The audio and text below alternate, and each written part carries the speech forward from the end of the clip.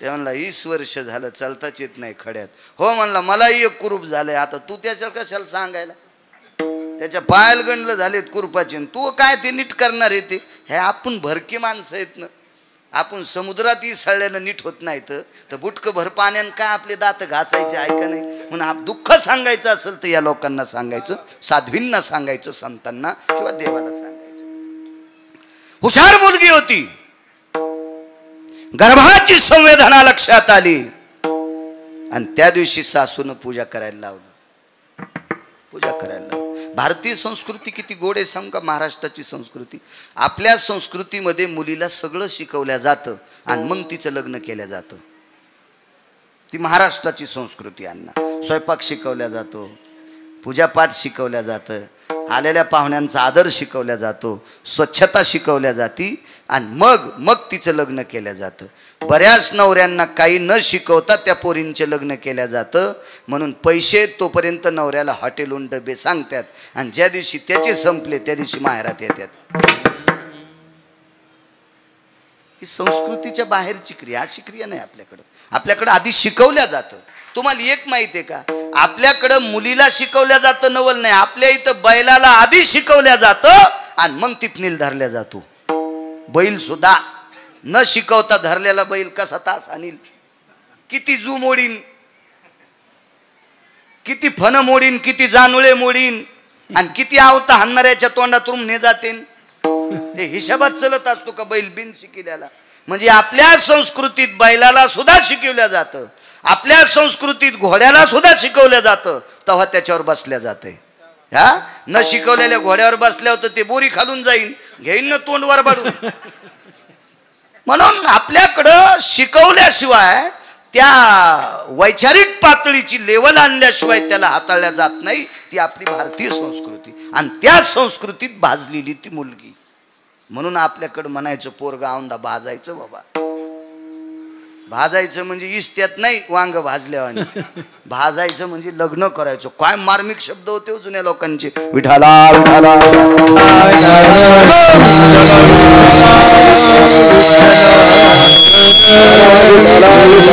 सर्व गुण संपन्न मुलगी, निष्ठावंत वारकऱ्याची कन्या. देवपूजेला बसल्याच्या नंतर पूजेमध्ये देव होता. तो देव बापाच्या इथून आणीत असते. आपल्याकडे लग्न झाल्यावर शेवटचा विधी असतो परवर लुटायचा. नवरी नवरदेवाला आपल्या बापाच्या घरी नेती आणि बापाच्या देवहऱ्यात पाय पडायला लावती आणि मग पाय पडता पडता ती सांगती हे देव घ्या. ते देव म्हणजे लंगडा देव, म्हणजे गोपाल कृष्ण, हे देव घ्या. अशी पद्धत आहे. मग त्यानं तो देव खिशात टाकायचा. ते म्हणला मी घेत नाही. मग ती म्हणली मी संग येत नाही. घ्यावा लागतो का नाही तो देवा. तो देव तिकून आणलेल्या देवाचा सत्यनारायण करीत असते. तर हो मी केलं 27 वर्ष. हो ना. आणि मग तो देव खिशात घेतला. तो देव, त्या देवाची ती पूजा करीत होती. कोणी नाही मागच्या देवघरात, एकटीच आहे. बाजूला कोपऱ्यात एक जातं होतं भोजेकर बाबा. त्या जात्यावर एक दगड असतो गोल, खुंटा ठोकायचा. भाऊसाहेब पाटील तो दगड घेतला तिने हातात. तो हातात घेऊन दगड देवाच्या पुढे टेकला. देवाला लोणी ठेवलं, त्याच्यावर तुळशीचं पान ठेवलं. काय त्यांचा महिमा सांगतोय. तुळशीचं पान लोण्यावर ठेवलं आणि गोपाल कृष्णाला प्रणाम केला. मालक, माझ्या माहेरात आत्तापर्यंत देवा तुझी पूजा करत होते रे, याच्याकरता तुझ्या पूजेची अस्मिता मला सुद्धा आहे. पण एक विचारते रे देवा, बापानं ज्याच्यासोबत लग्न लावून दिलंय त्याचा अजून शारीरिक संग नाही. वारीत गेल्याच्या नंतर जी माणसं पाहिली, मोठी माणसं पाहिली त्यांना बाप म्हणाले आणि कमी वयाची पाहिली त्यांना जिजा भाऊ म्हणाले. मग पुरुषाचा संग मला नाही. मग माझ्या पोटात गर्भ कसा? देवा ही माहेरी सांगितलं तर आचरणातली लोक आहे. माझी आई देहत्याग करील, माझे बाबा प्राण सोडतील आणि सासरी जर सांगितलं तर ते मला हाकलून देतील. हे जगिन्य वाढन बरं देवा. मग मी तुला निमूटपणे विचारते, सुखही तुलाच सांगावं, दुःखही तुलाच सांगावं. आमच्या परंपरेतली सगळी जे ही धुरा आहे का देवा, ही तुला वाहिलेली आहे. वाहुहा संसार, हा हे सगळं तुला अर्पण केलंय. सांग ना देवा, कोणाचा गर्भ आहे? महाराज, धातूची मूर्ती बोलत असती का? तांब्या पितळाचा असेल ते फार केला तर चांदीचा रंगनाथ असेल, लय श्रीमंत असेल भोजेकर बुवा सोन्याचा असेल रंगनाथ मूर्ती, पण धातूची कैलास बुवा ती कशी बोलल होती? त्या धातूच्या मूर्तीच्या हातात एक लोण्याचा गोळा आहे, पण तो गोळा कशाचा आहे? धातूचाच आहे.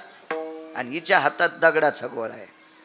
देवाला सांगितलं, देवा सांग रे परमेश्वरा, सांग सांग गर्भ कोणाचा आहे? बोलत नव्हती मूर्ती. त्या रंगनाथाला, त्या गोपालकृष्णाला, त्या पंढरीतल्या मालकाला दह्या दुधानं तिनं स्नान घातलं होतं आणि सांगितलं, देवा मी तुला दह्या दुधानं स्नान घातलं, लोण्याचा तुळशीच्या पानाचा प्रसाद ठेवलाय, पण आता मी तुला प्रसाद देणार माझ्या अशुद्धाचा. अशुद्ध म्हणजे रक्त. मला सांग गर्भ कोणाचा आहे, नाही तर तुझ्या समोर हा पाषाण मी माझ्या डोक्यात घालून तुला रक्तस्नान घालते. तात्काळ मूर्ती प्रगट झाली. प्रगट झाली मूर्ती. चतुर्भुज नारायण आहे. पायावर डोकं ठेवलं, वटी पसरली. सांग देवा गर्भ कोणाचा आहे? पर्याय आहे देवा. माहेरी सांगितलं पर्याय नाही, सासरी सांगितलं पर्याय नाही, पाताचा पर्याय आहे. त्याला गर्भपात म्हणतात. पण हे जर पाप मी केलं तर चंद्र सूर्य येतोपर्यंत माझं नाव गढूळ राहील, घाणेरडं राहील, कलंकित राहील. म्हणून या निष्पाप बालकाची मी हत्या करणार नाही. आहे पर्याय, पण तो चुकीचा पर्याय आणि तो संप्रदायात मोडत नाही. मग सांग देवा, हे तिन्ही पर्याय जर माझ्या समोर मला अवगत नाहीत, मला ते प्राप्त करता येत नाहीत, त्याच्यापासून मला फायदा नाही आणि मला ते सहन होत नाही. सांग, करू देह त्याग तुझ्या पुढे. ठस ठस ठस ठस देव रडत होता. रडत होते प्रभू, रडत होते. महाराज व्याकुळ होऊन गदगदलेलं अंतकरण देवाचं पाहिल्याच्या नंतर तिनं स्वतःच्या पदरानं देवाचे डोळे पुसले. गोपालकृष्णाचे, पंढरीतल्या मालकाचे डोळे पुसले. देवा रडणं हे माझ्या प्रश्नाचं उत्तर नाहीये. रडणं हे माझ्या प्रश्नाचं उत्तर नाही. मला माझं उत्तर मला पोषक द्या. डोळे पुसल्यावर देवाचं रडणं थांबलं आणि व्याकुळ होऊन ही रडत होती. देवा पवित्र कुळातली रे देवा, आतापर्यंत मला फुलासारखं या कुळातल्या लोकांनी या 5-10 दिवस सांभाळले रे. का रे देवा अपराधा? सांग ना देवा. जगाच्या मालकानं स्वतःच्या पितंबराच्या कोपऱ्यानं तिचे डोळे पुसले. तिचं नाव होतं सखुबाई. जसं या अधिष्ठानाच्या माऊलीचं नाव आहे आसरा माता, तसं त्या माऊलीचं नाव होतं सखुबाई. डोळे पुसले भोजेकर बाबा. जगाचा मालक खाली बसला आणि सांगितलं, सखू सासुरवाशिनी होसीस. पारतंत्र्यातलं जीवन होतं. एक मर्यादित कवच असतं तारुण्यामध्ये. बाल्य रक्षन्ति पिता, तारुण्य रक्षन्ति भ्राता, वार्धक्ये रक्षन्ति पुत्रहा, नैव नैव स्त्री स्वतंत्रता. बालपणात आई वडिलाचा धाका असावा, तरुणपणात आपल्या पतीचं कवच असावा आणि 90 वर्षाची म्हातारी असेल तरी मुलांचं कवच असावा. वार्धक्ये रक्षन्ति पुत्रहा, नैवम गिरगावकर लिखितम. आणि हे सखू, या सगळ्या गोष्टीची तू पायमल्ली केलीस. भगवान म्हणले, हे म्हणण्यापेक्षा तुझ्या उद्याच्या भवितव्याचा विचार न करता धाडस केलंस आणि तू माझ्या दर्शन करता आलीस ग. पण मला तुझ्या माहेरातल्या लोकांची कीव आली ग. एका पवित्र कुळातली मुलगी आहेस, तिकडच्या लोकांचं जगिन्य होऊ नये, अपमानाचा डोंगर वाढ होऊ नये, याच्याकरता तू वारीत आल्याच्या नंतर तुझ्या घरची सगळी कामं मी तुझ्या रूपात मी केली. महाराज ती सखुबाई होती. सखुबाई तिनं सांगितलं, देवा तू साडी नेसला असशील काही नवल नाही, सारवण केला असेल काही नवल नाही, सडा टाकला असेल काही नवल नाही, स्वयंपाक केला असेल काही नवल नाही, शेण काढला असेल नवल नाही, केर टाकला असेल काही नवल नाही. याच्या मागं लोकांचं करीत आलाच ना. चोखोबारायचे मेलेली जनावर ओरडेस, गोरोबा काकाचा चिखल तुडीलास, नरहरी महाराजाचा गडू फुंकू लागलास, सावता बाबाला खुरपू लागलास, हे खूप काम, अर्जुनाची घोडी धुतलीस, हे खूप काम केलेस ना रे देवा, काय नवलाची गोष्ट आहे? फक्त साडी नेसून केले काय? मला याचं वाटत नाही. माझं एकच प्रश्न आहे की माझ्या पोटातलं गर्भ कोणाचा? आता डबडबलं अंतकरण आणि भगवंतानं सांगितलं, सखू एके दिवशी तुझ्या मालकाला कामना उत्पन्न झाली आणि ती तृप्त करण्यासाठी त्याच्या शेजेवर संग केला. कोणी केला संग? देवान महाराज श्रुतीनं प्रश्न केला. हा पुरुषा गर्भाशय, पुरुषाला गर्भाची पिशवी कसं शक्य आहे महाराज? श्रुती प्रश्न करते देवाला, श्रुती श्रुती श्रुती प्रश्न करते. श्रुती भगवंतानं श्रुतीला सांगितलं, श्रुती या प्रश्नाचं उत्तर तुला पुन्हा देईल, पण हिचं मिटू दे ना, मिटू दे, हिचं मिटू दे. श्रुतीनं स्वतःचा प्रश्न चुरगळून टाकला आणि श्रुती या विचार विचार करत होती की जगाचा बाप आहे, वृक्षाचे पान हाले ज्याची सत्ता, झाडाचं पान ज्याच्या सत्तेशिवाय हालत नाही त्याला जगाचा बाप म्हणतात. आणि एवढ्या मोठ्या टोकाचा जगाचा बाप असताना इथं कोण्याही माणसाला 10 लाख रुपये दिले तर कृष्णाबुवा आहे साडी नेसून संभाजीनगर जिल्ह्यात फिरंग का एखादा माणूस इथं बसलेला, 10 लाख रुपये माझ्याकडे तर नाही, तर मी भीक मागून देईल. आपल्याकडे एवढे पैसे कुठून आले? मी भीक मागल पण त्याला 10 लाख रुपये देईल. करा हातवरी. फिरतो माणूस नाही. जगाचा बाप नुसती साडी नेसला नाही, बाई होऊन पुढच्याचं काम तृप्त केला. महाराज श्रुती वेडी झाली, वेडी वेडी झाली, वेडी. काय देवानं इतक्या खालच्या दर्जाचं काम केलं असेल? ती म्हणते मी याचा विचारच करत नाही, पण हिचं जीवन सांभाळण्यासाठी केलंय, सखूबाईचं जीवन सांभाळण्यासाठी केलंय. त्या अर्थी हिचा अधिकार किती मोठा असेल? सखूबाईचं जीवन सांभाळण्यासाठी, तिचं पावित्र्य सांभाळण्यासाठी, तिचं जगिन्य होऊ नये, तिचा अपमान होऊ नये, विश्वात तिची कसल्याही प्रकारची नामुष्की होऊ नये, याच्याकरता हिच्याकरता देव इतका खाली आलाय. हिची पावर काय असावा? तर श्रुतीशास्त्राला संत वाङ्मयातल्या काही लोकांनी सांगितलं, हे श्रुती माते, विश्वाच्या मालकाला संत इतके आवडतात, प्राणाई परोते, प्राणापेक्षा विश्वाच्या मालकालाही संत आवडतात. आणि त्या संतांसाठी इतक्या खालच्या स्तराचं काम करतो. या महाराष्ट्राच्या मातीतल्या सखूबाई नावाच्या साध्वीचा जर हा दर्जा, तर माझ्या साध्वी आसरा मातांचा किती मोठा दर्जा. म्हणून मालक पहिल्या कडव्यात म्हणतात, काय त्यांचा महिमा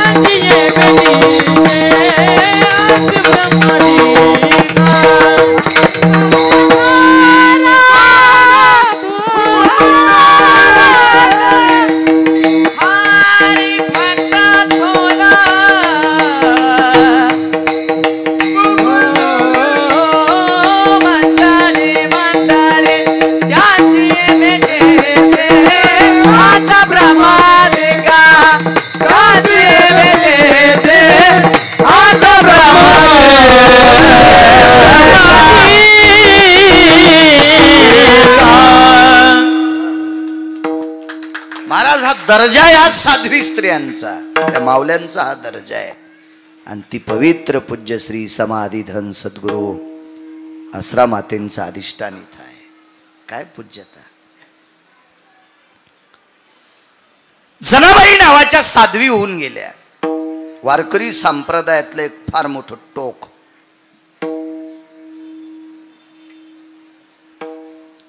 महाराज विश्वाच्या मालकानं भ्यावं. विश्वाच्या मालकानं.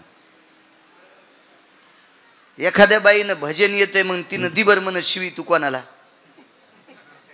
तुला दात राहतेत का खारोड्या खाला तर. चपात्या चगळून खाईन खारोड्या चगळून खाता येत असतात का. ठोईन का तिचे कोणी दात. ती जगाच्या बापाला शिवी देत होती. तुझी रांड रंडकी झाली जन्म सावित्री चुडेल्याले तुझे निघाले मळे तुला पाहून काळ रडे. एवढी हिम्मत इतकी ताकद देवाला शिवी द्यायची. साध्वी जनाबाई. बरं काय होतं घरी. देवाला जीव घालण्यासाठी 5-25 गाई तरी जनाबाईकडे होते का. 5-50 एकर तरी त्याच्यातल्या गहू ज्वारीचा नैवेद्य करील नाही. ह्याच दुसऱ्याच्या इथं खाला. नामदेवरायाच्या घरच्या भाकरी खाच्या. दाशी नामयाची मनोनिया. अनन्य साधारण महत्व आहे महाराष्ट्राच्या मातीमध्ये पवित्र स्त्रियांना. अनन्य साधारण महत्व. काय दर्जा आहे साध्वींचा. या गावातली एक न एक माऊली आपल्या सासरून माहेरी आज येते.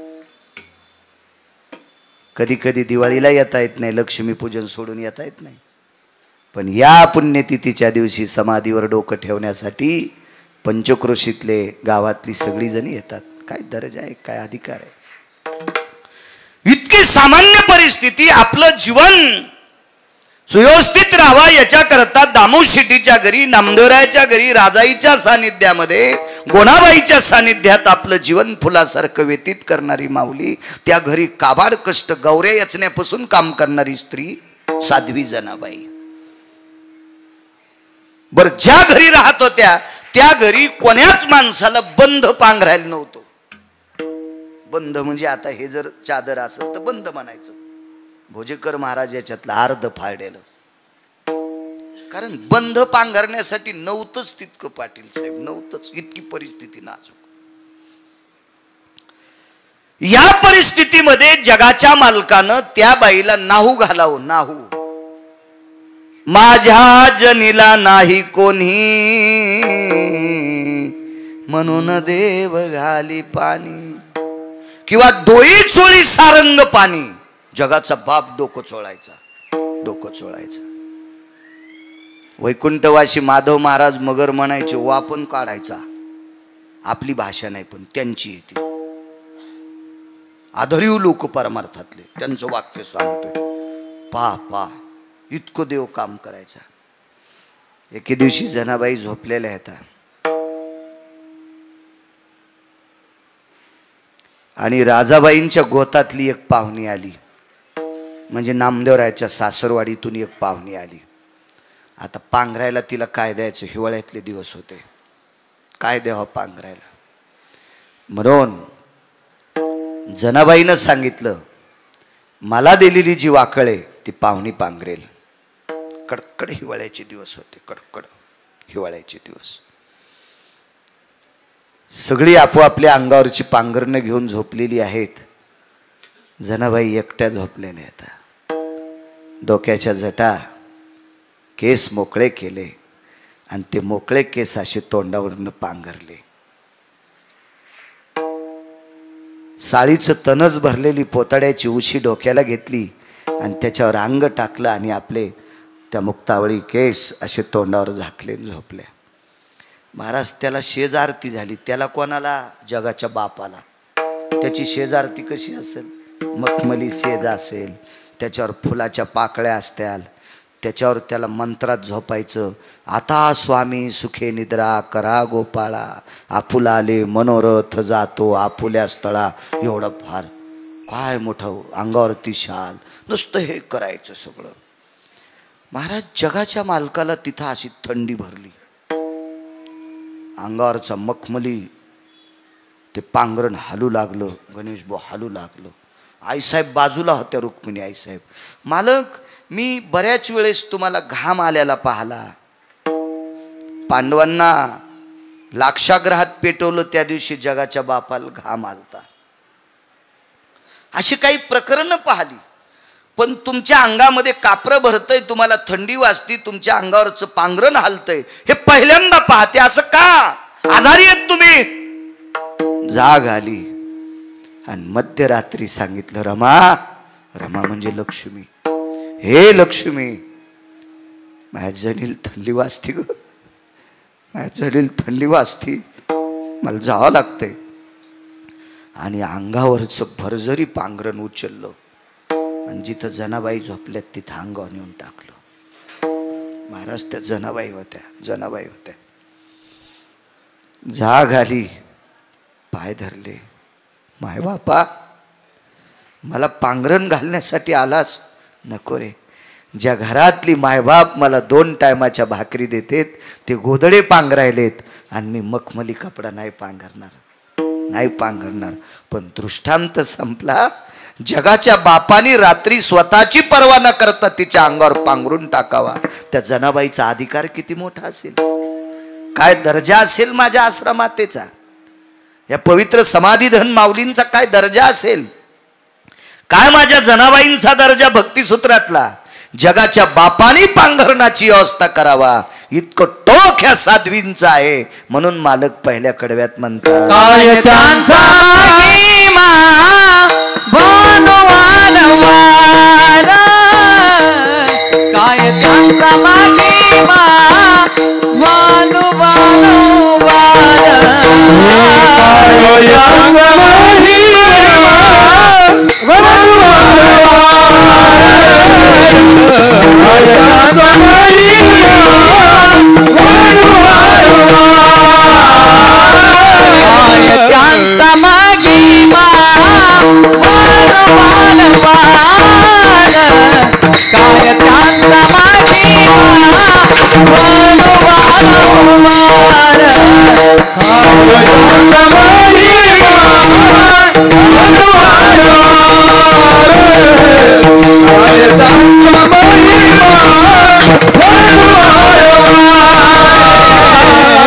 हरि भक्त थोरा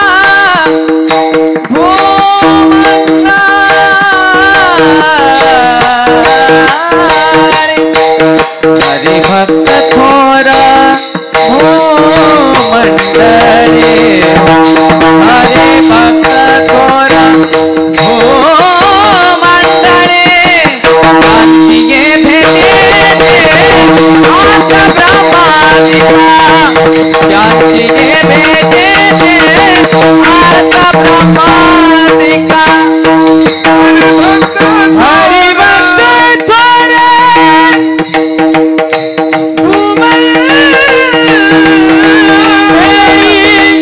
हरि भक्त थोरा त्यांची भेटे आता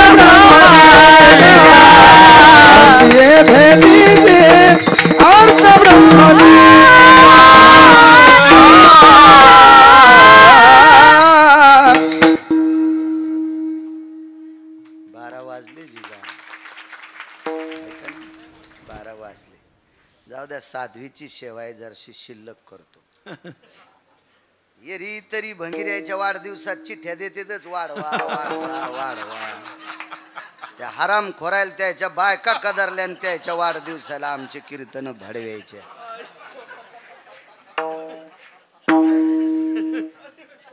इथं बोललेलं मालकाच्या यादीत जाते. गरीब बाई एक एवढं उदाहरण ऐका, मग काल्याचा अभंग घ्यायचा आपल्याला. विठोबा रुक्माईचं भजन करून मग काल्याचा अभंग, त्याच्यावर 5 मिनिटं बोलून मग प्रसाद वाटू.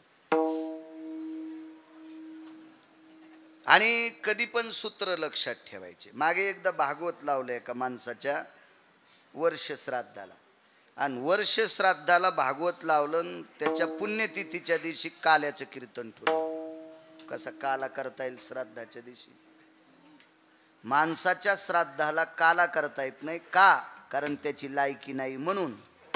आणि संतांच्या पुण्यतिथीच्या दिवशी का देव काला स्वीकारित नाही. ते म्हणतो माझा मोठेपणा नको, त्यांचा करा.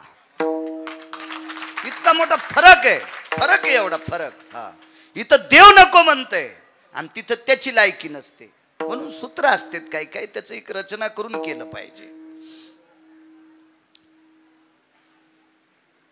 अत्यंत गरीब एक स्त्री. तुम्ही या माऊलीचा जर फोटो पाहिला तर अंगावरचं लुगडं किती भारीच आहे तुम्हाला कळलं. तेच एकदम साधं लुगडं, साधं साधं, गळ्यात तुळशीच्या कंठ्या माळी, एकदम साधं साधं व्यक्तिमत्व. महाराज, विश्वाच्या मालकाला हलवायची ताकद. विश्वाच्या मालकाला किती पुण्यतिथी आहे? 46वी पुण्यतिथी. मला सांगा बरं, असा कोण श्रीमंत आहे त्याचं 46 वर्षापासून वर्ष श्राद्ध होतंय? 46 वर्षापासून. आणि जरी झालं ना नाही, उशिरा पाहिलं तुम्हाला. हे आमचे जुनी माणसं आहे. हे नाना झालं, स्वर्गीय तराशे महाराज झालं, विनायक महाराज झालं, हरिभक्तीपरायणे जुने. पहिल्याने इकडे यायचो मी खूप. तेव्हा ऑटो रिक्षात येत होतो मी, 3 चाकाचा ऑटो रिक्षा. पण आजही तसाच आहे. गाडी असू द्या कोणती बी, पण टाचा उचलीतच नाही. हा, टाचा उचलल्या की चांगला चांगला हत्ती पडतो बरं. नाही, टाचा नाही उचलू द्यायचा, पाय सगळा टेकायचा, भीती राहत नाही. विठाला विठाला.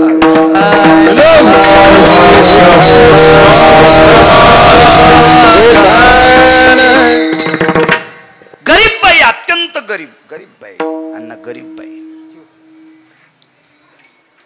ती रोज देवाला नैवेद्य द्यायची खिचडीचा नैवेद्य. खिचडी काय असेल बरं तिच्या खिचडीला? कधी जर तेल नसलं तर ती पातेलं ते मडकं गरम करायची आणि त्याच्यात पाणी टाकायची. ते चणकन वाजलं, पाण्याला चटका बसला आणि पाणी उकळलं की तांदूळ टाकायचे. फक्त मीठच त्याच्यात. मोहरी नाही, जिरं नाही, तेल नाही, हळद नाही, जायफळ नाही, कढीपत्ता नाही, काही नाही तिच्या खिचडीला. नुसतं मीठ आणि मिरचीचा तुकडा. अत्यंत गरीब बाई, अत्यंत गरीब बाई. इतकी गरीब पुढे आहे का? तिला झोपडं जरी असलं तरी त्या झोपड्याला सुद्धा लाकडं मोठी भेटली नव्हती. कारण तिच्या झोपड्यात मधात जाताना बसून जावं लागायचं. बसून बाळासाहेब महाराज बसून. उभ्यान गेल्यावर थुत्तर फुटन. म्हणजे उभ्या मेडी उंचीनं कमी होत्या. मग आता ते वाशे तरी लांबणीचे कसे जमतील? वाशे नाही कळायचे जीनच्या पॅन्टीवाल्याला. वाशे फक्त जुन्या लोकांना कळतंय. तुम्हाला वाशे कळत नाहीत, वाशे मोजता येतात. विठाला विठाला विठाला. म्हणून जुनी माणसं म्हणायचे काय बचर बचर लोकांचे वाशे मोजायला. वाशे मोजणं म्हणजे दुसऱ्याची निंदा करणं, उकांडे उकरणं. वास त्याला म्हणतात, ते लाकडाचं असते. जुन्या लोकांना माहित होतं. पूर्वीच्या काळात ते पत्र गित्र दुर्मिळ होते म्हणून झोपडे करायचे ना. आढं असायचं, त्याला आडू असायचा, उभ्या मेढी असायच्या, वाशे असायचे, खालच्या आखुड्या मेढी असायच्या, कोपऱ्यात मोघळ करायचे, मोघळाला एक मजला करायचे, त्या मजल्यात पेंडी ठेवायचे म्हणजे बैलाचं तोंड पुरुणी टाकल्यावरच खावा अशी शिस्त असायची. राहाल जर कोठे होते तर त्याच्या सगळ्या वस्तू ठेवायचे मोघळ. आता काय राहाल बंगले आणि आतमध्ये भूत. काय नुसता मोठा वाडा पोकळवास आणि वारा जाय भासा भासा. नामदेवरायाच्या घरी झोपडं होतं पण भजन 14 लोक करीत होते. हा, आता काय नाही, आता नुसतं. हा, एक जणांनी घर बांधलं, वास्तू शांतील माल बोलवलं. घर होतं 1.5 कोटी रुपयाचं. माझ्या लक्षात आली आणि मिस्त्रीत पैसे बुडिलेत. भेताड रडू लागलं ना ते गजा असे वक करू लागले. म्हणलं यानं गजावाल्यात पैसे दिले नाही, खडीवाल्यात दिले नाही, इटावाल्यात दिले नाही, याच्या घरात बसणं म्हणजे मसनवाट्यात बस नाही. आता करता काय, बुका लावणार तेच होतं. त्याच्यामुळे मी काही विरोधात गेलो नाही. त्याच्या काय विषय नाही त्याचा. एवढं मोठं घर. मी म्हणलं तुळशी वृंदावन आणि करीत असतीत का? मी म्हणलं बाप्पा, आणि तू हिंदू आहे ना, आणि तुळशी परिस्थिती होती. चला असू द्या बरं. काही न तुळशी वृंदावन केलं तर बाजूला शेळी बांधली. ती शेळी तुळशीला उपदाऱ्याच येऊ देईन. शेंडा आला की छानी, आला की छानी. काय नाटको काय कायचे बाबा. आणि ते म्हणते आम्ही लय परमार्थिक चांगल्या पुरात टाकायला पाहिजे. या म्हण तुम्हाला विठाला विठाला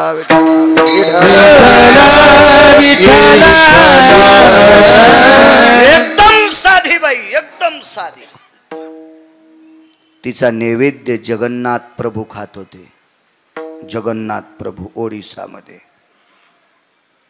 त्याला जगन्नाथपुरी म्हणतो.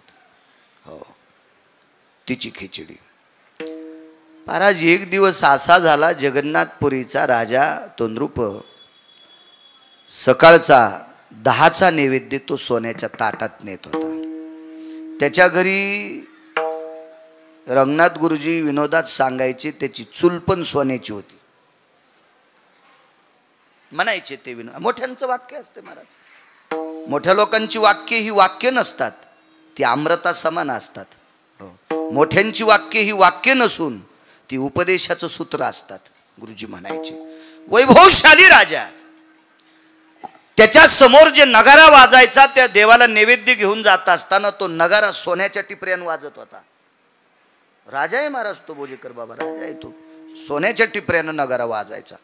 आणि वैभवामध्ये मोठ्या थाटामाटात भक्तीच्या मस्तीत, वाक्य नीट ऐका, भक्तीच्या मस्तीत देवाला नैवेद्य जायचा. पण जगन्नाथ प्रभूला नैवेद्य मात्र खिचडीचा. त्याला पुरणपोळीचा नैवेद्य नाही काय, त्याचं ते खिचडीच नैवेद्य होता तो खिचडीचा. आजही कुठं काही काही परंपरा आहेत. आमच्याकडे बालानंद स्वामीचं मंदिर अलीकडे सातवण्याला आहे. तिथं एखादा श्रीमंत काजूची भाजी करीन, पनीरची करील, बदामाची करीन, कारकाची करीन, कशा कशाच्या करते ते करू द्या, पण तिथं भाजी पाहिजे गाजराचीच.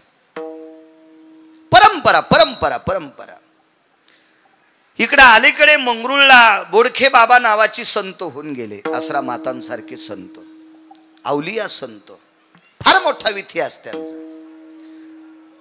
नदीच्या कडेला, ओढ्याच्या कडेला काही पोरांनी माश्या धरल्या, सरपंच जमा केलं, जाळ पेटीला, त्याच्यावर त्या नदीतले मासे भाजले आणि खा म्हणले महाराज. महाराजानं ते मासे असे तोंडात 5-10 टाकले आणि ह्याच पोट्ट्याने गावात येऊन सांगितलं महाराजांनी माशा खाल्ल्या.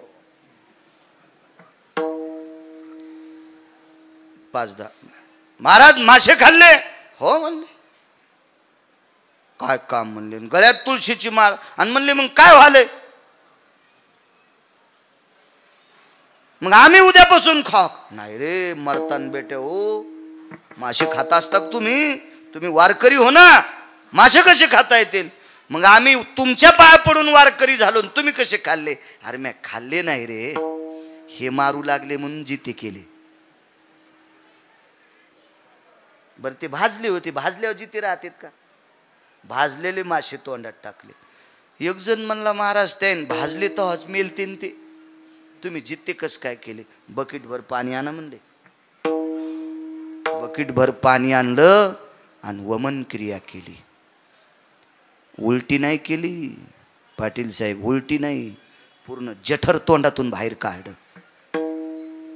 पूर्ण अन्नाची पिशवीच बाहेर काढली आणि खळा खळा खळा त्या बकेटभर पाण्यात धुतली आणि ते भाजलेले काळे ठक्कर पडलेले मासे त्या बकेटात पडले की जित्ते झाले.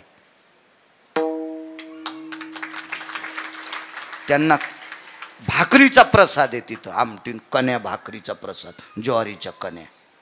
मी खूप दिवसापूर्वी जात होतो कीर्तनाला. ह्याचा एक प्रसाद असतो, ठरलेला प्रसाद असतो, प्रसाद खूप ठिकाणी. इथे जालन्याच्या पुढे एक डाव्या हाताला मोठी संत आहे, तिथं उमराच्या दोड्याची भाजी, उमराच्या दोड्या आणि साधं वरण. वरण शिजून कढईतलं टाकायचं आणि तिथं पाणी वाहतं, ते पाणी त्याच्यात टाकायचं. साधं वरण आणि उमराच्या दोड्याची भाजी. काय हे प्रसाद आहे, साधूचा प्रसाद आहे, प्रसाद आहे. तसा जगन्नाथ प्रभूचा प्रसाद म्हणजे खिचडी. महाराष्ट्र फार टोकाचा आहे. महाराष्ट्र महाराज या लोकांमुळे आपण साबूत आहेत. धरा या महाराष्ट्राची, या भारत देशाची पृथ्वी शेषाला सहन होत नव्हती, म्हणून या संतांनी त्यांच्या तपोबळावर पृथ्वी स्थिर ठेवली. शेष कधीच थकलाय, इतकं पाप झालंय, शेष कधीच थकलाय. आता केवळ जर पृथ्वी सावत असेल त्या संत लोकांच्या पुरुषार्थावर आहे, या वारकऱ्यांच्या पुरुषार्थावर आहे, त्यांच्या ताकदीवर आहे. देवाला मोठ्या थाटात नैवेद्य खिचडीचा ठेवला आणि त्या दिवशी 10 सव्वा 10 वाजता राजा गेले, नैवेद्य ठेवला आणि नैवेद्य उघडा करायच्या आधी तोंडाकडे पाहिलं तर देवाच्या तोंडाला खिचडीचे कण लागले होते, भाताचे कण. तर राजानं पुजाऱ्याला सांगितलं, काल देवाला नैवेद्य तोंडाला लावल्यावर तोंड पुसलं नाहीस का? तो पुजाऱ्यानं सांगितलं, मालक नैवेद्य ठेवल्यावर देवाच्या तोंडाला खिचडीचा घास लावला, मखमली कपड्यानं तोंड पुसून घेतलं, तो घास या खिचडीत टाकला, अर्धा आम्ही पुजाऱ्यानं घेतला, अर्ध्यातला अर्धा तुम्हाला द्याला आणि चौथाही भाग भक्ताच्या खिचडीत टाकून सगळ्यांना वाटला. त्याच्यावर रात्री देवाचे शेजेचे मंत्र झाले, देवाला अंग गळ्यातले निर्माल्य काढले, माळा काढल्या, देवाला शेजेवर पोहुडलं, ह्या सगळ्या गोष्टी झाल्या. आणि सकाळी देवाला पंचामृतानं स्नान घातलंय, अभिषेक झालाय, मंत्रोच्चार झालाय आणि देवाच्या तोंडाला खिचडीचे कण कस काय? राजान पुजाऱ्याला वेठीच धरलं, दार लावलं आणि मग साक्षात्कार झाला राजाला. संध्याकाळी, राजा तुम्ही नैवेद्य नुसता ठुता, पण या गावातली एक म्हातारी तिची खिचडी देव खातो. राजा म्हणला, आपल्याला तिला बोलवा, आपल्याकडे बोलवा. मग तिला बोलून घेतलं, त्या म्हातारीला बोलवलं, भालदार चोपदार पालखीच पाठिली सोन्याची. पण ती साध्या विचाराची म्हातारी होती, साध्वी भोसले माता सारखी ती माऊली होती.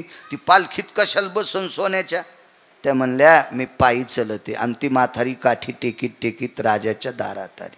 आल्याबरोबर राजाची पत्नी वगैरे, प्रधानाची पत्नी सगळ्या बसल्या. राजाने विचारलं, माय, मोठी माणसं आदरयुक्त बोलतात, ए माय. जी माय बाप. तू खिचडी करते? हो. देवाला नैवेद्य? हो. नुसता नैवेद्य देत नाही, त्यानं खाल्ल्याशिवाय मी खात नाही. राजा म्हणला, आगाऊच का आम्ही? आमच्या इथं सरपण टाकायला सोन्याची चूल. आता सरपण सोन्याचं नसतंय, असतं तर ते पण केलं असतं राजा. सरपण कसं सोन्याचं करता येईल? चूल सोन्याची, भांडे सोन्याचे, चमचे सोन्याचे, ताट सोन्याचा, नगारा वाजायला सोन्याची टिपरे, नगाऱ्याचं कातड सोन्याचं करता येत नाही, तर ते पण केलं असतं. माणसं काय करतील पैशाच्या जोरावर देव जाणे, सगळं वैभवशाली. पण आम्ही काय ठुली म्हणून ठुतो, खाल्ली म्हणून खाऊ घालतो ना आणतो घरी. म्हातारी म्हणली, तशी नाही. मग राणीनं सांगितलं, प्रधानाच्या पत्नीनं सांगितलं, बऱ्यापैकी असे चरचर बोलणारे लोक असतात ना मोठ्या लोकाय पुढं, पण मोठ्याल्या लोकांसोबत राहणाऱ्यानं जरा हिशोबात बोललं पाहिजे. आमच्या इथलं एक मोठ्याच्या संग राहून गरीबाला गाचंड्या देत होतं, पण ते मोठं पळड्याव याला लोक नदीला हाणलं, मग त्याला नदीला हाणलं लोकांना. त्याच्यामुळं मोठ्याच्या संग राहून आपण नाही तरतर केलं पाहिजे. मोठे मोठे असतात ते पळड्याव, आपल्याला कोणी हानीत मग, त्याच्यामुळे नाही. हा हा, या बा बैल म्हातारा झाला की येसन काढून घेत असते, यशनी काढून घ्यायची वेळ येऊ दिली नाही पाहिजे माणसानं. विठाला विठाला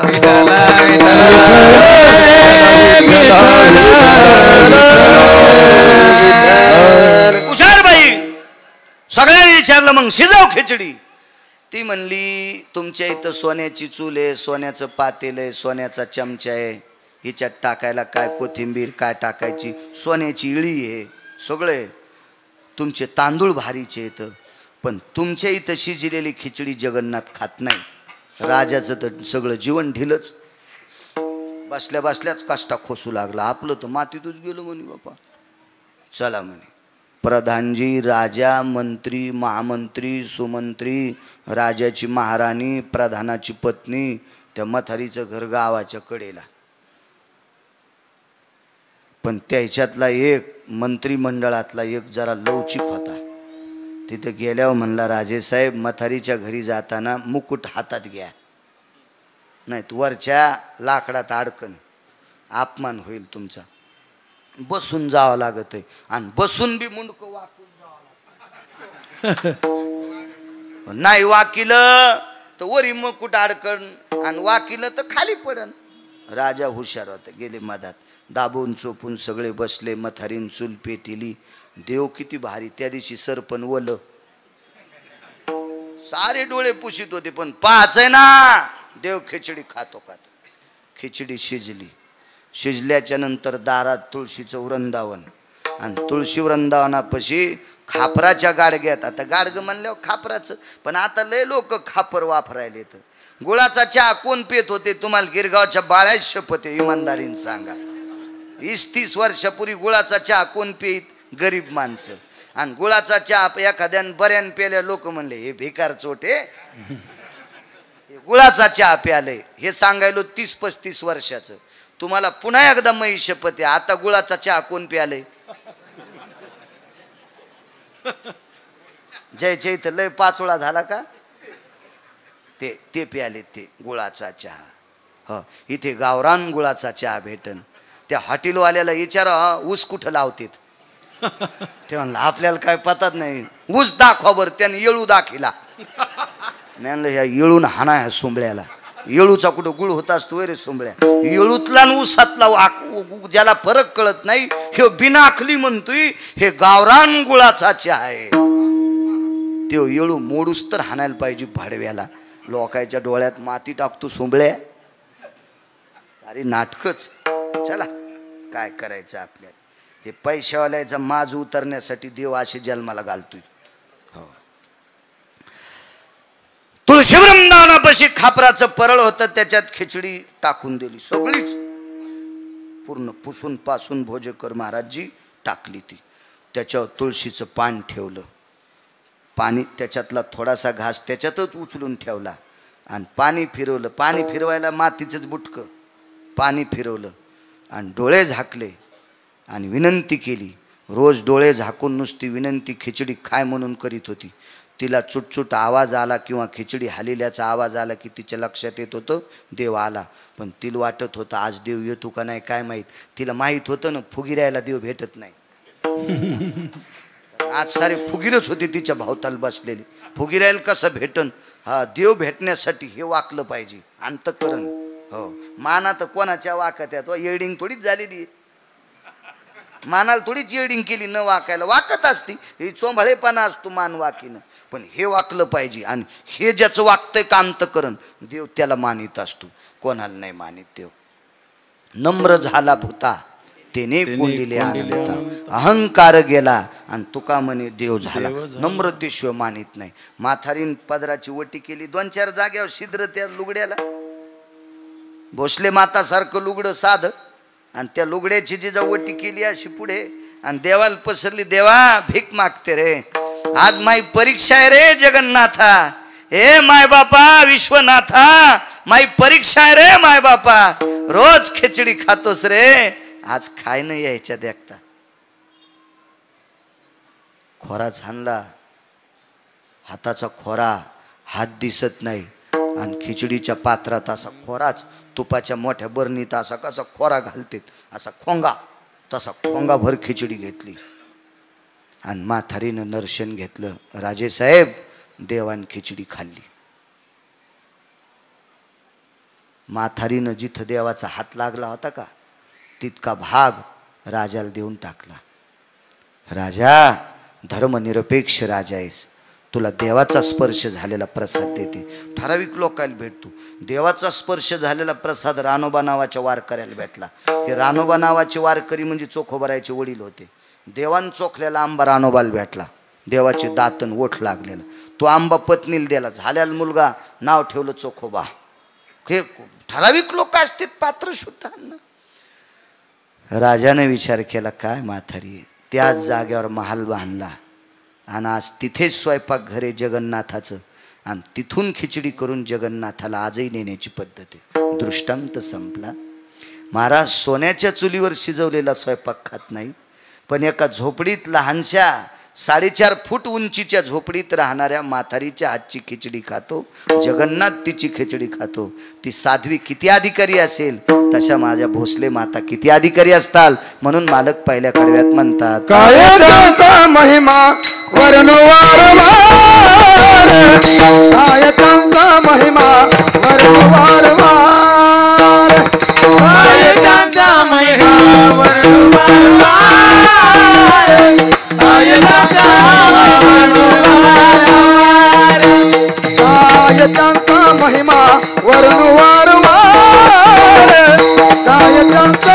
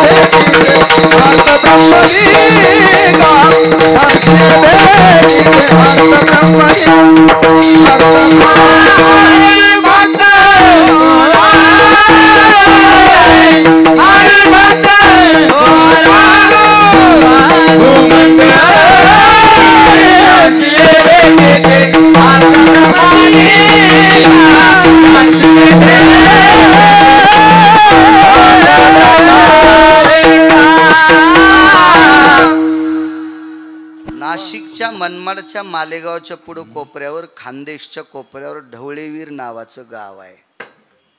ढवळेवीर जीवनभर एका साध्वी रुक्मिणीबाई नावाच्या स्त्रीनं ज्ञानेश्वरी वाचली. त्या जात राहिल्या. त्यांचा अंत्यविधी केला अण्णा. तर अंत्यविधी केल्यावर दुसऱ्या दिवशी राख सावडायला गेले तर दोऱ्यासगट माळ सापडली. दोऱ्यासगट आज त्या माऊलीच्या माळीची समाधी आहे. अनन्य साधारण महत्व या महाराष्ट्राच्या मातीमध्ये पवित्र स्त्रीला. रयतेचे राजा छत्रपती शिवाजी महाराज याच भारत देशातल्या पवित्र स्त्रीच्या पोटी जन्माला आले. धर्मनिरपेक्ष महाराणा प्रताप याच भारत देशातल्या पवित्र स्त्रीच्या पोटी जन्माला आले. ज्ञानोबाराय, तुकोबाराय, नामदेवराय, चोखोबाराय, नाथबाबा, सावता महाराज, शेना महाराज, गोरोबा काका, निवृत्ती दादा, सोपानदेव हे सगळे याच भारत देशातल्या पवित्र स्त्रीच्या पोटी जन्माला आले. इतकी पवित्र स्त्री, त्यात माझ्या भोसले माता माऊली, त्यांचा हा 46वा पुण्यतिथी सोहळा. त्यांच्या चरणी साष्टांग प्रणिपात करतो आणि माझ्या वाणीला कीर्तनातला मध्यविराम देतो. विठोबा रखुमाई,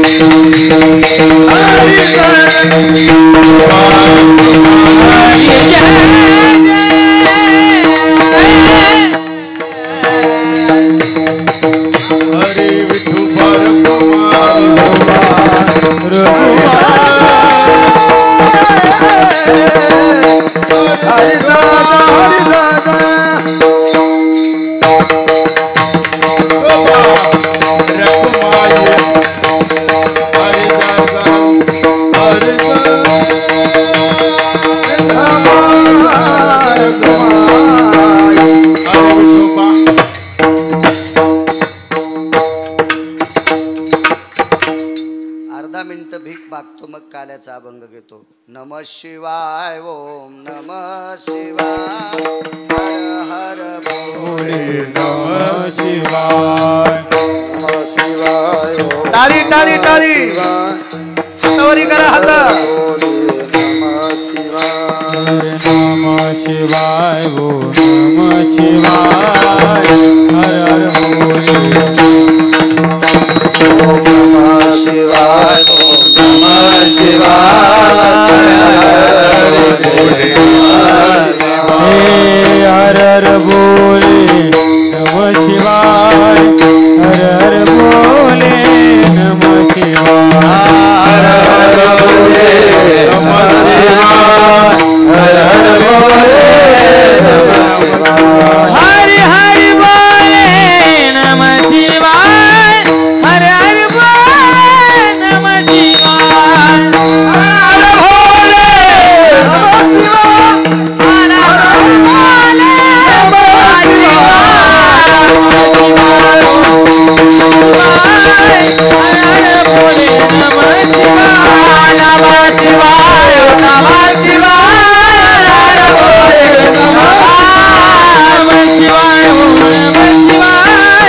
बोले नमः शिवाय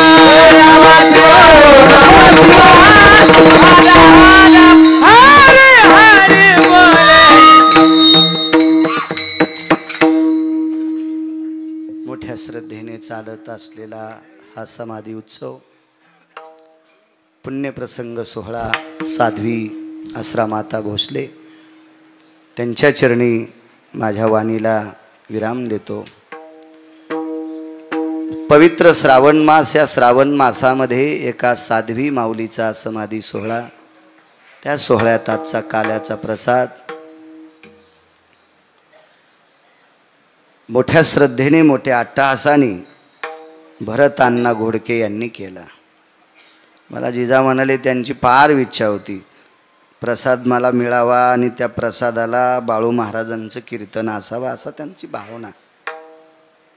योगायोग मलाही येण्याचा आला. भरत अण्णा घोडके त्यांना कोटी कोटी धन्यवाद. अशा पवित्र श्रावण मासामध्ये एक अनन्यसाधारण महत्त्व आहे. माझ्या भगवान शिवजीचं या मासाला आधिपत्य आहे आणि या मासामध्ये एका पवित्र साध्वीच्या समाधी सोहळ्याच्या दिवशी तुम्ही प्रसाद केला. एवढ्या मोठ्या भक्तगणांना, वारकऱ्यांना तो प्रसाद मुखात जातो आणि त्या प्रसादासाठी नामचिंतन पुण्यपावन प्रसंग म्हणून या प्रसंगावर तुम्ही गोड अशा प्रकारचा तुमचा अर्थ अर्जन करून ती संपत्ती, सात्विक संपत्ती आध्यात्मिक क्षेत्रात खर्च केली. त्याबद्दल भरत अण्णा घोडके तुम्हाला पुनश्च कोटी कोटी धन्यवाद देतो. आणि काल्याचा अभंग घेऊ. कंठी धरिला कृष्ण म्हणे अवघा जनी प्रकाश, आला वाटू एकामेका वैष्णवनिका संभ्रमा, वाकुल्या ब्रह्मदिका उत्तम लोका दाखवू, आला वाटू एकामेका वैष्णवनिका संभ्रमा, हे तुका म्हणे हो मंडळी आम्ही बळे वीर गाडे, आला वाटू एकामेका वैष्णवनिका संभ्रमा, शंकेना जुळे होतो दिगाचे केवळी, वारे तुळी कडे मुख बसवून कडे, वाहतीच्या धारा झारे दोहीच्या गोपरा, वारे दोही करे मुख बसवून, तुका म्हण्या ते तुका निकवणे तुका, वारे दोही करे मुख तुका म्हण्या ते तुका निकवणे तुका, वारे दोही कडे मुख पसरून निघणे, हाते तुका निकवणे तुका, वारे दोही कडे मुख पसरून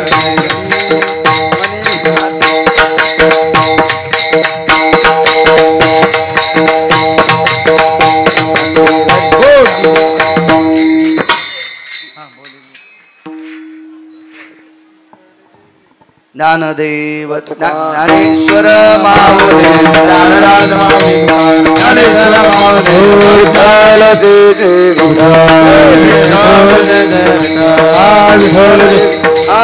बोली रे पुरे वेडे माऊली उत्तरी, महाराज नाही उच्चार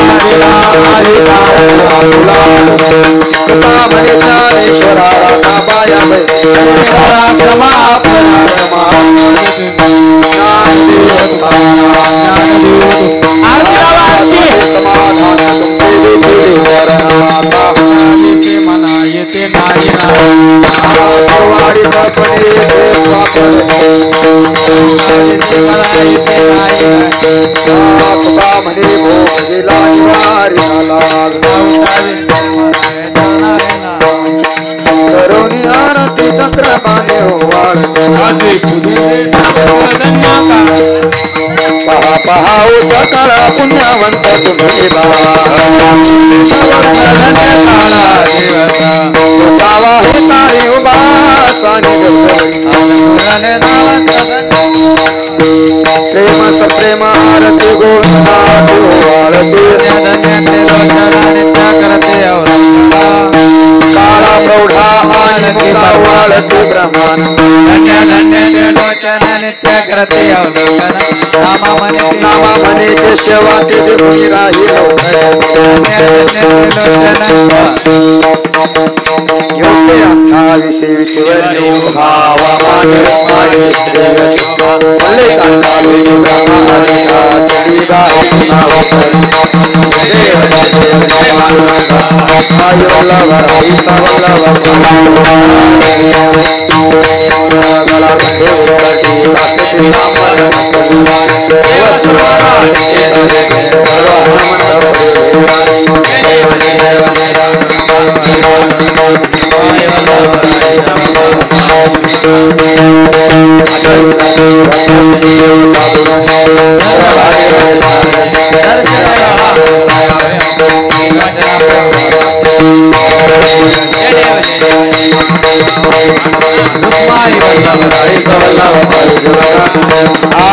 ज्ञान राजा